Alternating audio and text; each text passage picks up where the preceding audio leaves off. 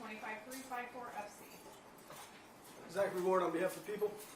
Good morning, Your Honor. May it please the court, Tim Turkles on behalf of Mr. Robbins, who's coming to the courtroom now. Roland Sizemore is also here on behalf of Mr. Robbins. Good afternoon, sir. You can have a seat if you like. Yes, ma'am. Thank you.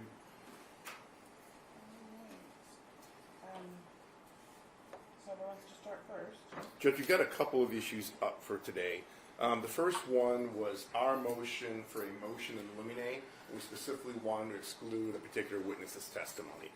In response, the government provided a theory that, although new to us, apparently is the theory that the government's going to move forward on at this point.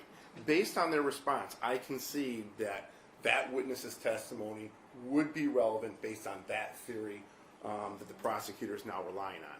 And so I'm going to withdraw that motion at this point, Judge, but I would reserve the right to renew that should the prosecutor's theory change in such a way that it may not be appropriate.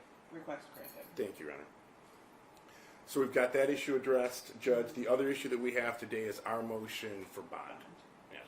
And I'm prepared to make that argument now, Judge. And I would submit to the court that bond in this case should be granted for three reasons. First off, Judge, there is an extremely low probability of conviction in this case, and I'll go into some details about that. Mr. Robbins also does not pose a threat to the community and is not a risk of flight in any way, and any risk that this court may perceive based on these charges could be mitigated by use of a tether, a GPS tether. And then lastly, Judge, the government isn't ready to try this case. We've got a tentative trial date for February 9th. They're not ready to try this case, and they're going to be asking for an adjournment. We're ready to go forward based on the evidence that's been presented to us. But it's my understanding there's a lot more evidence out there that we haven't necessarily had a chance to look at. And the government is still going through that evidence. And as a result, there's a good chance that this matter gets adjourned. But Mr. Robbins shouldn't sit in jail because the government isn't ready to proceed with their case. And so I want to take each of those issues in order. And I also want to highlight, Judge, that we believe under all the elements contained in the bond statute that it warrants Mr. Robbins' release. I'm going to focus on a couple because I think they're the most significant as a general rule in my experience in these kind of matters, and that is the serious nature of the crime, the likelihood of conviction, and the threat to the community. So I want to talk about the likelihood of conviction, which in this case I perceive as the unlikelihood of conviction. This is, without question, Judge, in my experience, being a prosecutor over 20 years, one of the weakest homicide cases I have seen. And I also want to preface my comments by noting I'm not here in any way to cast aspersions at Mr. Ward. He's an assistant prosecutor that was handed this case. He's not the issuing prosecutor. He's just doing his job. So any criticism I have is not in any way directed towards him. This is a case in which Beverly Wivell was killed on September 18th of 1989, over 36 years ago, as a result of two shotgun wounds, one to the face, one to the abdomen. Her body was then dumped at the intersection of Godfredson and Ford Road here in Washtenaw County. That shooting took place about 9:30 in the morning, based on witness testimony, and her body was found shortly thereafter at that intersection. But in trying to assess the strength of the likelihood of conviction, I think it's important to understand the events that led up to this particular situation. And I know the court's had a chance to review our pleadings, so I'm going to highlight our pleadings. Sure. The investigators were able to piece together basically what had happened the day before and that day as it relates to Beverly. And specifically, the day before, Beverly was with her boyfriend, Jeff.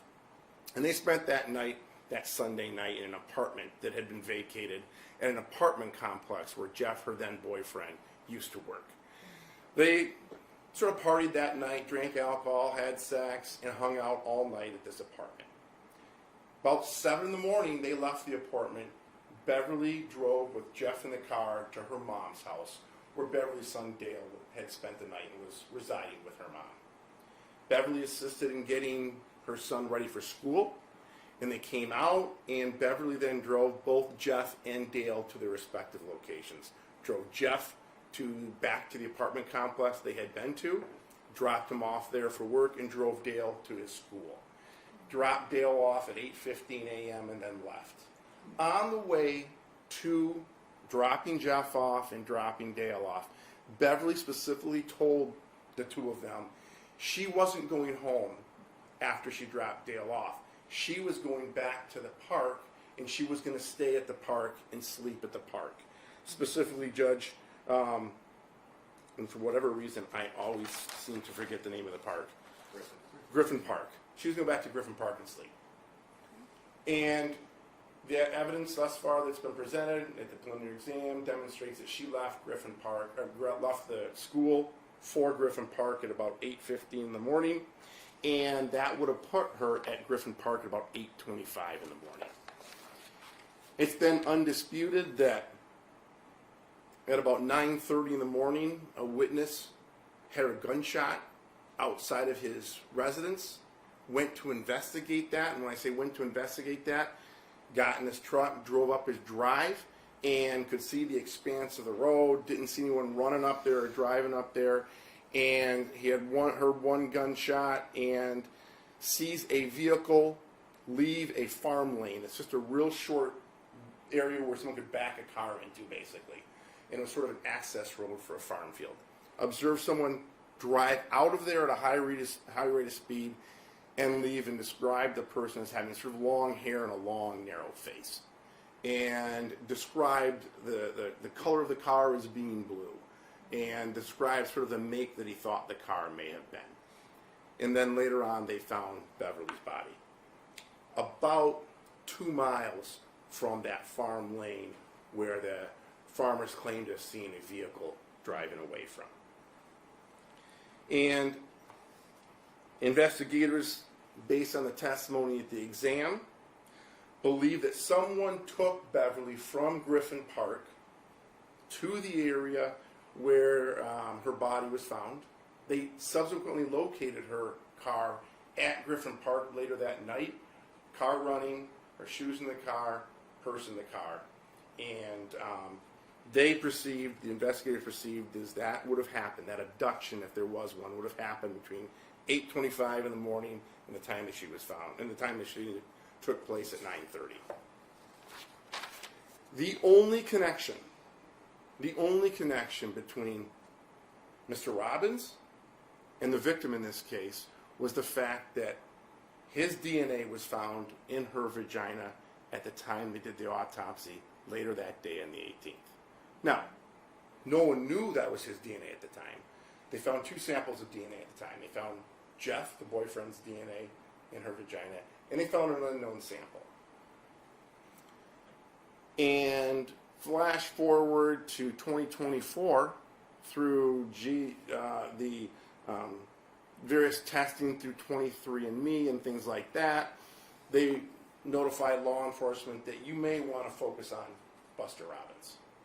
And so what they did is they went and did a trash pull at Buster Robbins' home, got a number of straws, DNA tested them. One came back as a potential match to the DNA sample found in Beverly's body. And so what they did at that point, Judge, is they obtained a search warrant. And they executed a search warrant on January 2nd at Mr. Robbins' home. And they had 2 search warrants at that point. They had a search warrant for his DNA, and they had a search warrant for physical evidence at the home. And they executed that search warrant. But before they executed the search warrant, they talked to Mr. Robbins. And they asked him point blank, do you know Beverly Wivell? He said no. They asked him, have you ever had sex with her? He said no. And they arrested him at that point. And they arrested him because his DNA was in her vagina, and he denied having sex with her. That's the investigating officer's statement under oath at the exam. I arrested him because he denied having sex with her, and his DNA was there. And he arrested him for murder. However, the expert that the prosecutor relies upon, the DNA expert from the Michigan State Police Crime Lab, note that Buster's DNA could have been in Beverly Wivell for up to 96 hours before the autopsy was conducted. Days beforehand. The investigator never knew that. He acknowledged that, never knew that when he arrested him. That expert also stated that there's no way, based on DNA analysis, to confirm whether that DNA was disposited by consensual or non-consensual sex. and I would note that the autopsy report didn't find any evidence of sexual assault. And I think also importantly, that DNA expert specifically said, no one can tell you whose DNA was deposited first. In other words, was Mr. Robbins' DNA posited first, or was Jeff? And so, the only connection they have between Beverly, the decedent, and Buster is this DNA sample in her vagina. That's it. Now, there's also, they went ahead after they arrested him, searched his home, and during the search they found some firearms and stuff in his safe. And of consequence was that they found a .45 caliber magazine in Mr. Robbins' safe. And they claim that the decedent was killed with a .45 round from a .45 caliber handgun. And what the investigators also concede was Mr. Robbins helped them open the safe because they couldn't. He helped them go ahead and maneuver the locking mechanism, open it up. And he told them, before they ever opened the safe, this is what's in there. And he described much of what was in there, including, I've got a .45 caliber magazine for my grandfather. That's in there. And he told them that at a time in which he hadn't been informed that Beverly had been killed with a .45 caliber round. But the government relies upon that as some significant evidence of his guilt towards a homicide. And I would submit to the court that is tenuous at best. The other piece of evidence that they would rely upon is David Coombs, the witness who had heard the gunshot at 9:30, drove towards the end of the road. He described seeing a New Yorker, blue in color, leave. And the investigators talked to my client's wife at the time and asked her, did you ever own a car like this? And she said, I think we kind of might have one about that time that was blue. And then later on called the investigators the next day and said, no, we didn't. It was green. It was light green. And so that's what they have. That's their connection. At the same time, they acknowledge no one can put Buster Robbins in the area of the crime on the day in question. They acknowledge they have no evidence of that. They acknowledge that there's no evidence to believe or to support the idea that anyone besides Jeff and Dale, the boyfriend and the son, knew that Beverly would be in Griffin Park that day. No one else knew it. And they have no evidence that Buster Robbins knew it, and they have no evidence that Buster Robbins was there. And yet, he's charged with murder based on just her DNA and his denial.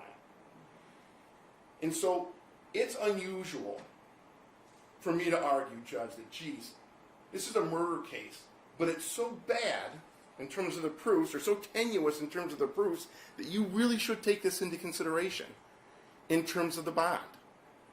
But it's just that, Judge. You've heard the case right there. It's tenuous, to say the least. And we've got a guy who's been in jail since January 2nd of 2025 because the investigator asked him if he had sex with Beverly. He said no, and his DNA was there. That's it. And they arrested him. I think what that reflects, Judge, and I know you're a former prosecutor, all of us in here have been prosecutors or are prosecutors.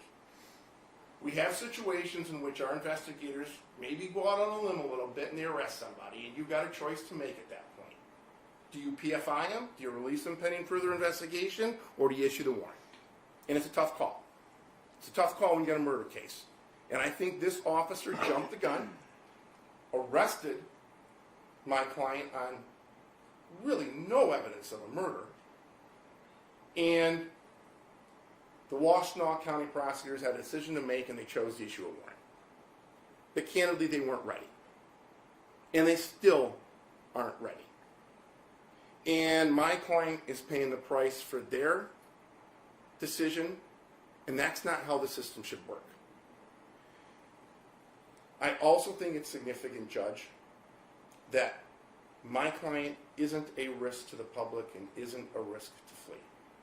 My client, and I went through the elements, and I know you've had a chance to review those elements, but my client doesn't have a criminal history. has no mental illness, has family in the area. His family's in the courtroom now, Judge. My client has a home that he can go to and live with his daughter and her husband, who are right here, who are willing to have him in that home. This court could impose a requirement of a GPS tether that requires him to be in that home for all purposes except for medical things that are pre-approved and or meetings with their attorneys, things of that nature. And I also want to highlight that frustration that Mr. Sizemore and I have had on a number of occasions. I know the jail does everything they could, and they've been nothing but friendly when I go to the jail to try and meet with Mr. Robbins. But you wait forever. If you get him at all. Right. If you get him at all. Recursive problem, I understand. Exactly, Judge. And that is becoming a real issue as we try to prepare for trial. And so I think that the factors under the bond statute weigh in favor of his release. This is a tenuous case. The other concern I have is this is a case that, as I've indicated, the prosecutor isn't ready to go on. The prosecutor literally has evidence that he's going through that we haven't seen yet. And all the while, my client sits there waiting and waiting and waiting. And that's just not appropriate. The system is geared towards the government making an allegation and then being required to put forth their proofs at some point in time in support of those allegations. Which brings me to the fact that we've already sort of started that process. We've had a preliminary exam. It wasn't even bound over the first time. It wasn't even bound over. It was dismissed because they couldn't prove probable cause. Now, a subsequent judge overturned that decision, but I think it highlights the tenuous nature of the proofs. And under the totality of the circumstances, Judge, the government can't take a year away from a guy's life on such tenuous charges and then say, we're still not ready, and argue he should still remain in custody until we get ready on our really bad case. I mean, that's just not how you conduct a criminal prosecution, and that's not how the system is designed. And my client's paying the price through no fault of his own. It shouldn't be that way, Judge, and I'm asking you not to co-sign onto that and not to allow that to continue. I think the appropriate bond, just to be specific, Judge, $150,000 PR bond with a tether, GPS tether, that my client obviously would bear the expense for if needed, and he'd be permitted to only leave us the home for previously approved appointments, be it medical or his meetings with his attorney or court appearances. And that would protect the public, and that would address any concerns this court has. And I know this puts Your Honor in a difficult situation, because no one wants to be in a situation where they're potentially releasing a murder suspect. But I also think it's important, you haven't created this situation, Mr. Robbins hasn't created this situation, the government has. And if that's the case, I get it. We still need to protect the public. Your Honor needs to protect the public. The tether can do that. And I think that would be an appropriate solution that kind of walks the middle ground here in a very difficult situation, Judge. So I'd ask the court to make that order. Thank you. Mr. Ward, please. Judge, respectfully, Mr. Turkelson can stand here all day and say it's a tenuous case, it's a bad case. That doesn't make it so. Frankly, we are where we are like any other normal case. Well, it took a little twist and turn at district court, but Judge Hammoud found that there was probable cause for the crime of open murder and that Buster Robbins is the person who committed it. Additionally, that opinion was affirmed by the Court of Appeals. So that's where we're at. There's probable cause that he's committed this murder, and so the bond factors apply. I do want to talk about some evidence that Mr. Turkelson brought up. He talked, this is just because he said he didn't remember this person that they asked him about. It's different than that, Judge. They show him a picture. They say, he has a wife of 50 years. He was married to his wife at the time. Have you ever been unfaithful to your wife? No, never unfaithful to my wife. Again, sir, your DNA is in the the vagina of a murder victim. Do you have any thoughts of how this could happen? No, I've never been unfaithful. They've made sure that his wife is not in earshot. So if he wants to pretend that he just forgot about this until now, that's this one-night stand he's claiming, that's fine. I think the evidence quite clearly shows differently. In terms of the DNA, while the expert did concede that it could have been planted there up to 4 days prior, she noted that sensitivity of testing back then was much less than it is now.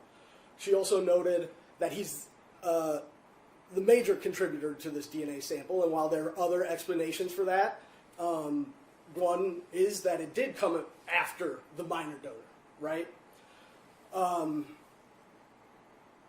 Then Mr. Turkelson brought up this 45 magazine. During the same interview where he denied ever being unfaithful to his wife, he was adamant he's owned guns, he's a longtime gun owner, CPL owner, always 327s, never owned a 45, just a 327. And then after he learns they have a search warrant for his safe, he's, oh yeah, I inherited this 45 caliber magazine, and it's a keepsake from my grandpa that I've kept all these years.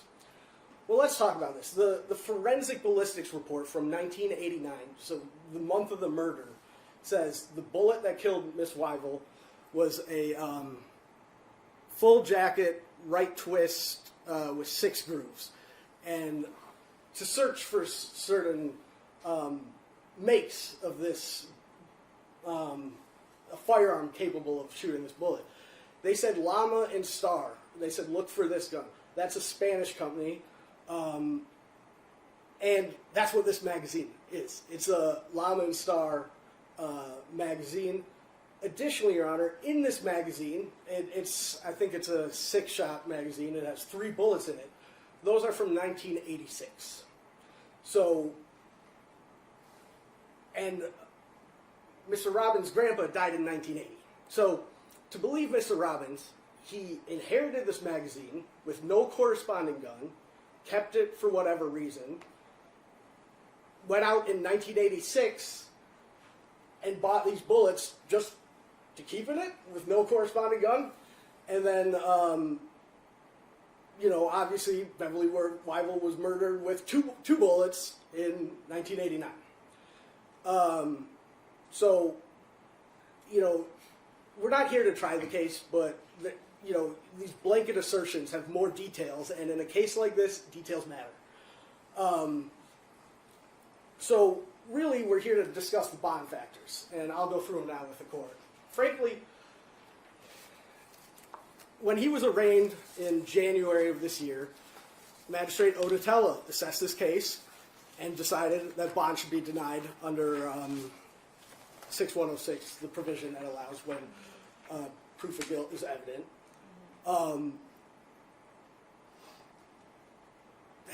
We had this ruling at district court, but Judge Barr was so concerned about details, despite not binding it over, he decided to keep the bond at no bond, which, we believe he could do that through a stay on his ruling, the effect of his ruling that was litigated. Judge Hammoud, in virtually identical motion to the one that's filed before your court, Your Honor, it was an easy motion to respond to because I essentially just copied my response from back in May of this year. She assessed this case. She determined that a bond should be set. It should be $5 million, cash only, GPS, no contact with minors, because at that time we just discovered CSAM on the defendant's tablet. Judge, I'm going to object to any statement related to CSAM or any other crimes based on your honors. Take it for what Judge Hammoud was considering at the Thank time, you. because the ruling was not made at that point. Thanks. Go ahead. Right, Judge. So CSAM, as well as, we're aware that he was sneaking men into the house to have non-consensual sex with his wife. We've found these men, Your Honor. They admit to coming, the defendant, meeting with the defendant at McDonald's, being allowed into the home to have sex with a tied-up lady that, one thought she was aware. But, we talked to his wife. She denies any of this. She's been a faithful wife of 50 years. And here we've learned that he's, up until the day he was arrested, he was messaging these men to commit the ultimate act of marriage betrayal, to have forced this on his wife. So that's why we believe he's a danger to the community. Obviously, we believe he's a danger because of what he did in 1989. We also believe he's a danger based on what he was doing up until the day of arrest. He's never faced the criminal justice system before, so obviously he doesn't have a track record of failing to appear or coming to. I submit he has great incentive to flee at this time. He's obviously an elderly man. A likely sentence in a case like this means the rest of his life, right, if convicted. Your Honor, and he's a man of means. While he's getting divorced, they have assets. He, at one point, was at least residing or snowbirding in Florida at a condo in Florida, so he does have ties to other states. He, at one time, had a pilot license, so you could put a GPS on him, but, frankly, they could watch as that GPS goes to an airport and is cut off and he's gone. So I submit he has a great ability and motive to flee. Your Honor, they're suggesting to go live with a daughter. I know she's aware of the allegations and is okay with him being around the kids. The people have, my job is to protect the public at large. And I cannot at all agree to allow this man to have any access to minors based on what we discovered on his tablet. And obviously any contact with the wife. So, frankly, I think the original bond determination of bond denied is appropriate. Judge Hammoud's ruling was sound in setting a $5 million bond. Nothing has factually changed about the case since then. As far as being ready to try this case, the people are ready to try this case on February 9th, the date of the trial, but for when sending out subpoenas and learning the case, we learned that 2 critical expert witnesses are unavailable for this trial period. We didn't know that when we would have said it. We wouldn't have agreed to this trial period when we said it had we known that. I understand there's litigation to be had in this case. That's fine. It's the defense's choice to litigate this, pretrial issues in this case. That slows the case down. I understand that. But as far as discovery, we've turned over everything we have that we're aware of. There's some photos that will be coming in hopefully today to the defense. We're happy to make sure they have everything they need. We're not trying to hide the ball or anything in this case. We're trying to give the defendant a fair trial, but at this point we believe he's a danger to the community before that trial, and bond should not be changed. Thank you. Judge, I do find it frustrating for the government to assert he's such a danger, and we're not ready. You can't have it both ways. And for Mr. Ward to assert, we've given him everything. Literally in the hallway on the way to the courtroom, he said, I got to get you the Celebrate reports. We don't have everything. We don't. And he knows that we don't have everything. He himself doesn't have everything. And when I say he doesn't have everything, I mean in his office or in person have it. But the sheriff's department does, and they're a part of the prosecution team. And he knows that. And so that's a little disingenuous, and I want to point that out to the court. The idea that my client somehow a flight risk at age 70 with his family here is sort of ludicrous. He has assets, but they're assets like any person who lives off of a pension and has property that he owns.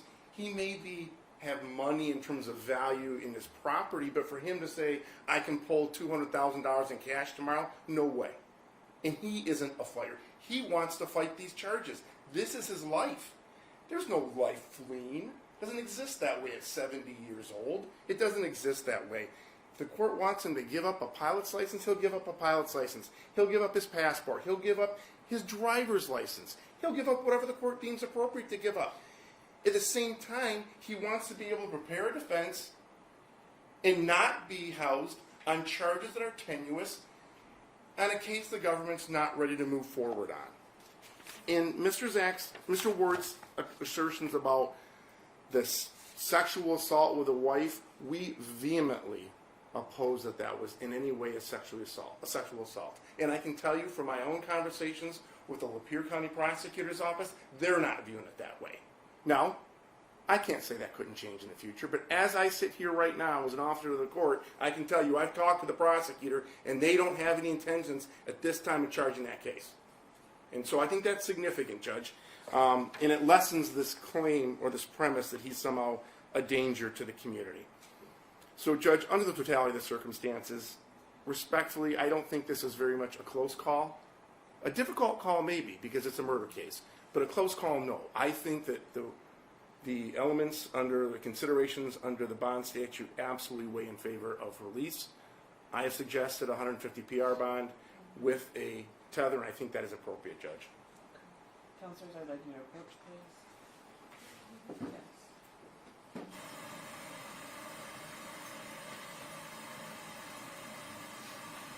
So, this is where I'm at right now. I brought you up because I don't think that it's a thing yet. Eventually, I don't want the young lady to be back. His daughter, people showing up, but I don't want her information out. I'm not going to make a change today, but I'm looking for a little bit of mitigating information in regards to bond. These my concerns about him being out in the community. So I will renew that motion without additional pleading to see. I want to know if he's in the house and how old they are. I want to know if there are any people all the way from the house and if there are firearms in the house. If there are really activated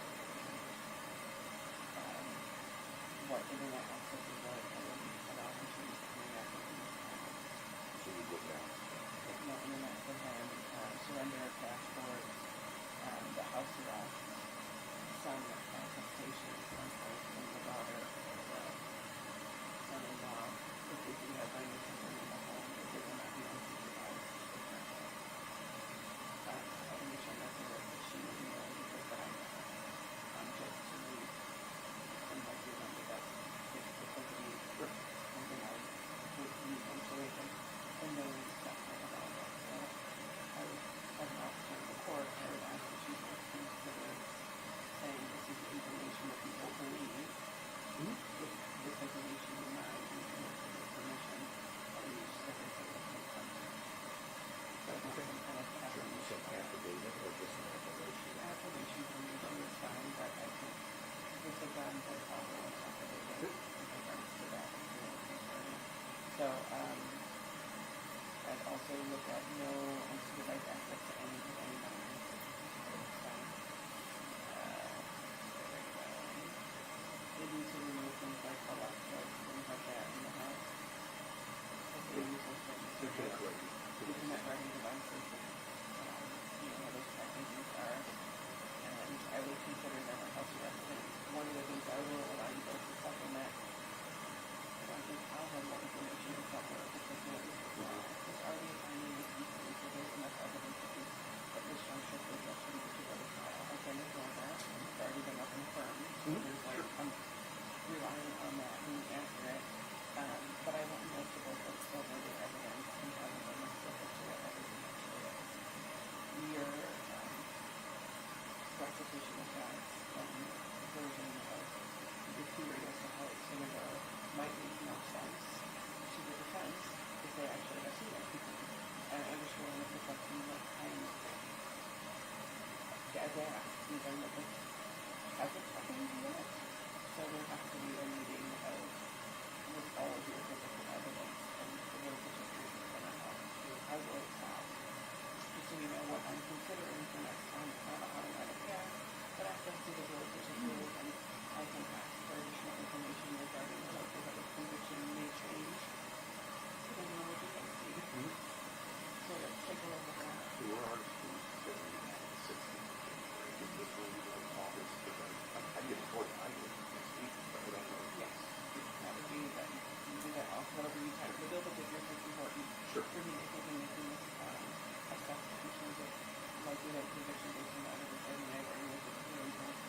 And so, if you understand, I listen to you, that you're going to expect that Mr. Ward gets that before the 6th. Let's go take it. I got that. We were all.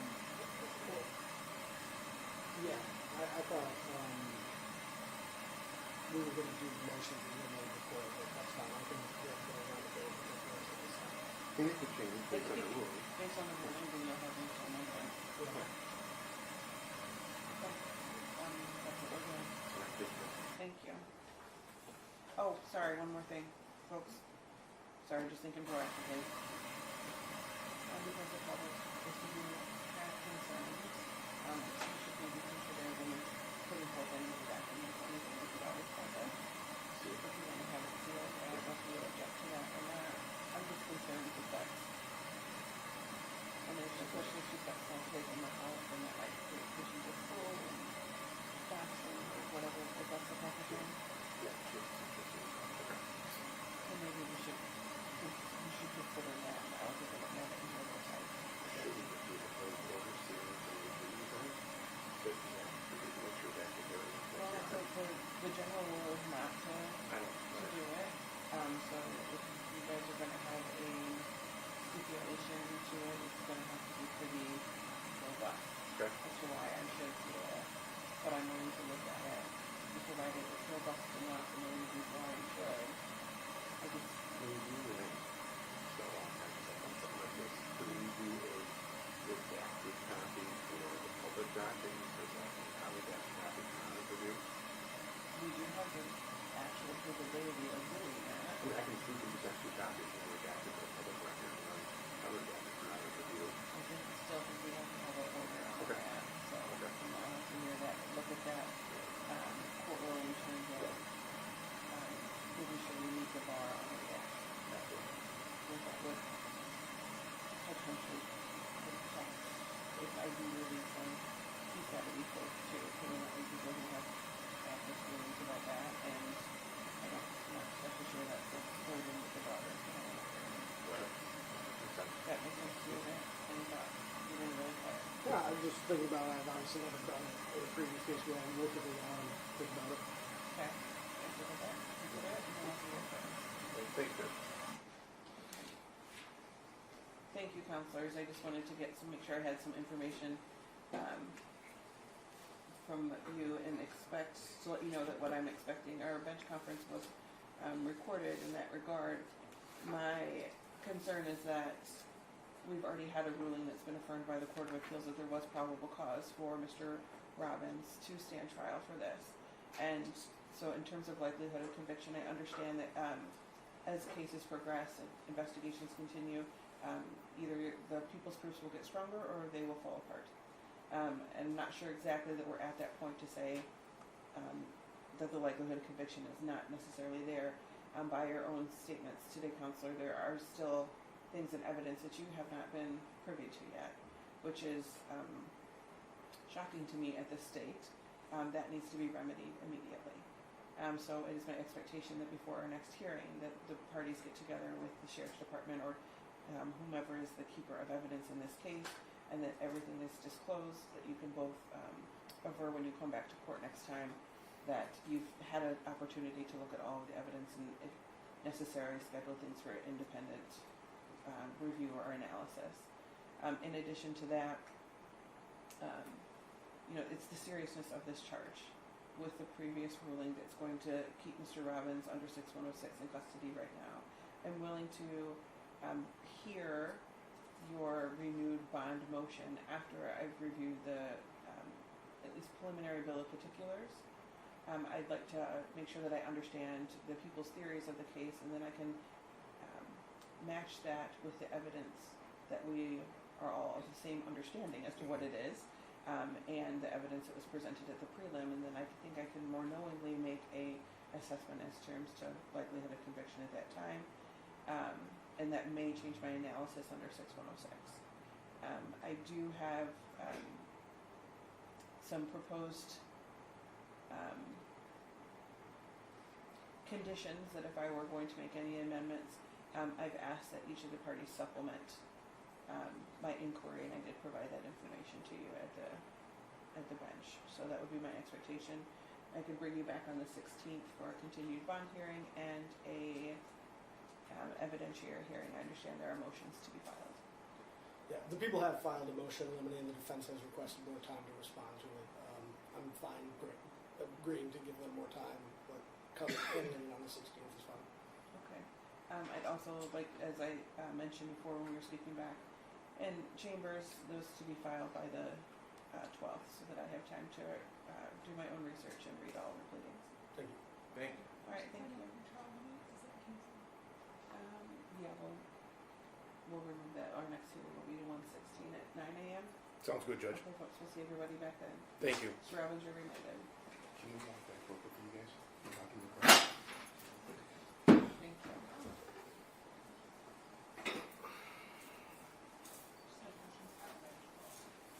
Zach, I'm going to email you and it's set a time. Yeah.